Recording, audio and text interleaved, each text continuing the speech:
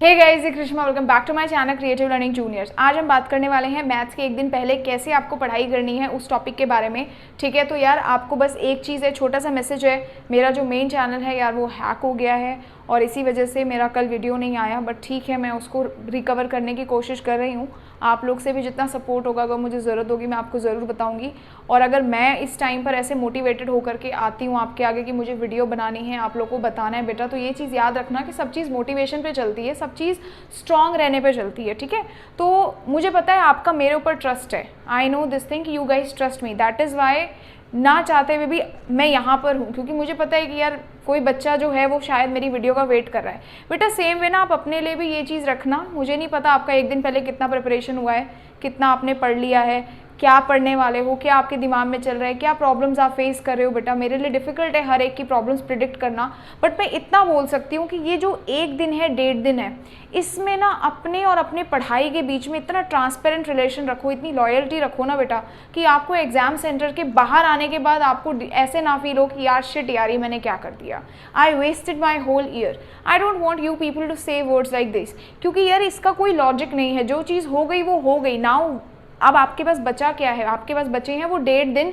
जिसमें आप जितनी ज़्यादा अच्छे से प्रिपरेशंस करोगे उतना ज़्यादा बोर्ड एग्जाम्स पे लिख करके आओगे। तो कोई रिग्रेट नहीं होना चाहिए, कोई गिल्ट आपके मन में नहीं रहना चाहिए। तो ये 1.5 दिन को यूटिलाइज़ करो। इस वीडियो को देखने के बाद भी अगर आप कुछ कर रहे हो तो सबसे बेस्ट चीज़ है, उस चीज़ पर ध्यान दो।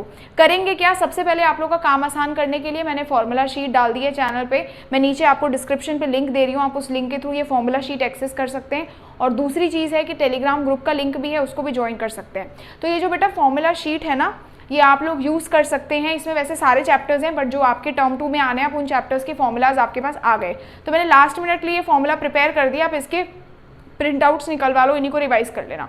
बात करते हैं कैसे कैसे पढ़ाई करनी है। 3 चीज़ों में, 3 पार्ट्स में। पहला, easy chapters, tough chapters, previous year questions. बस ये है आपका आज से कल रात तक का स्केड्यूल। इस तरीके से पढ़ाई करनी है। सबसे पहले खोल लो बेटा अपने इजी चैप्टर्स। आज रात तक जब आप सोने जाओगे उससे पहले तक जितने इजी चैप्टर्स हैं वो आपके रिवाइज हो जाने चाहिए। अब रिविजन कैसे करना है बेटा? रिवीजन कैसे करोगे? एनसीईआरटी की बुक खोली, एक इजी चैप्टर रखा आपने अपने आगे, जो कि डायरेक्ट फॉर्मूला बेस्ड क्वेश्चंस है। वहां पर एक बार फॉर्मूला लिखो, उस क्वेश्चन को सॉल्व करो। वो फॉर्मूला 2-3 बार आप लिख करके देखो, क्वेश्चन सॉल्व। ज़्यादा सारे क्वेश्चन सॉल्व करने की जरूरत नहीं है। एक एक्सरसाइज खोलो, जो एक क्वेश्चन है उसको सॉल्व किया, बाकी सारे एक जैसे छोड़ दो। दूसरे पे आओ, अगर सेम क्वेश्चन है रहने दो, अगर डिफरेंट है तो एक बार सॉल्व करके देख लो। अगर तुमने पहले किया है, आपको आता है अच्छे से, तो मत करो, बस एक बार देख लो कि क्वेश्चन कैसे हो रहे हैं। सबसे इंपॉर्टेंट होता है फॉर्मूला, इस टाइम पे फॉर्मूला रिवाइज करना। इस तरीके से आप इजी चैप्टर्स करेंगे। सेम सेकंड इजी चैप्टर खोलो, आप खोल दिया आपने, आपको पता है, पहले उस चैप्टर से सारे रिलेटेड फॉर्मूलाज रिवाइज कर लो। फिर जो डायरेक्ट बेस्ड क्वेश्चंस है, डायरेक्ट फॉर्मूला वाले क्वेश्चंस है, वो आपने सॉल्व कर लिए। करने की जरूरत है नहीं है, क्यों? क्योंकि पहले से कर रहे हो। अब उसको बस एक बार देख लो, नजर मारो उन चीजों पर। अब आपको क्या करना है बेटा, उसके बाद बात करते हैं आपके प्रीवियस ईयर बुक्स की। जब आपने इजी चैप्टर्स कर लिए ना, तो इजी चैप्टर से रिलेटेड क्वेश्चंस ढूंढो प्रीवियस ईयर बुक में और उसको सॉल्व करो। यानी कि 2 से 3 घंटे में आप अपना सारे इजी चैप्टर्स रिवाइज कर लो और इसके बाद 1 या 2 घंटे बैठ करके आप अपने प्रीवियस ईयर क्वेश्चंस करने शुरू करो कि ये चैप्टर के ये प्रीवियस ईयर क्वेश्चंस है, इस चैप्टर के ये प्रीवियस ईयर क्वेश्चंस है। आपको आइडिया लग जाएगा, आपका इजी चैप्टर्स हो गए कंप्लीट। अब बात करते हैं टफ चैप्टर्स की। टफ चैप्टर्स बेटा टफ हैं, इसको फ्रेश माइंड से कल मॉर्निंग में एक बार रिवाइज करना। सुबह उठना, ऐसे चैप्टर्स स्टार्ट करना टफ में भी जो आपको आते हैं, यानी जो चैप्टर्स टफ हैं बट आपको आते हैं, उन चैप्टर से शुरू करो। सेम बेटा, again the process will be same. Questions देखते जाओ, जो क्वेश्चंस सेम है उनको लीव करो। जो क्वेश्चंस इंपॉर्टेंट हैं, टेस्ट्स में आ रहे हैं, प्रीवियस ईयर क्वेश्चंस में आ रहे हैं, आपको लग रहा है पेपर में आ सकता है, उस क्वेश्चंस को मार्क करो and start solving that question. उस क्वेश्चन को सॉल्व करना स्टार्ट करो। सेम नेक्स्ट एक्सरसाइज में जाओ। कोई अगर एग्जाम्पलर है जो डिफिकल्ट है, जो बार बार आ रहा है, उसको रिवाइज कर लो। आपने रिविजन कर लिया, दैट्स इट। सबसे ज्यादा इंपॉर्टेंट क्या है यहाँ पर? फॉर्मूला रिवाइज करना। फॉर्मूला बिल्कुल भी आप एग्जाम में नहीं भूलेंगे। सेम फिर उसके बाद टफ चैप्टर्स करने के बाद बेटा आप शाम तक, मुझे लग रहा है आप टफ चैप्टर्स रिवाइज करके शाम तक उसके प्रीवियस ईयर क्वेश्चंस वगैरह सॉल्व कर लो। ठीक है, बाद में आपके पास जो टाइम बचता है, 1-2 घंटे का आराम से ब्रेक लो। उसके बाद सैम्पल पेपर करने से पहले एक बार एक काम कर लेना कि सबसे पहले मेडिटेशन करने बैठना। दूसरी चीज़, अपने आगे फॉर्मूला शीट रखो, सारे फॉर्मूलाज रिवाइज करो, सारी बुक्स को क्लोज करो, सारी बुक्स रखो साइड, अपने आगे पेपर खोलो जो ब्लैंक हो, जिसमें आंसर बिल्कुल भी नहीं हो, और उस पेपर को करना सॉल्व करो। मैंने आपको ये बोला है उस पेपर को करना सॉल्व करो, मतलब सॉल्व करो। अब यहाँ पे आपके दिमाग में दो चीज़ें आएंगी कि यार दीदी अगर हमें नहीं आया तो हम डिमोटिवेट हो जाएंगे, या आ गया तो हम मोटिवेट हो जाएंगे। तो अगर हम मोटिवेट हो जाएंगे तो बहुत अच्छी बात है, अगर नहीं आया तो दीदी क्या?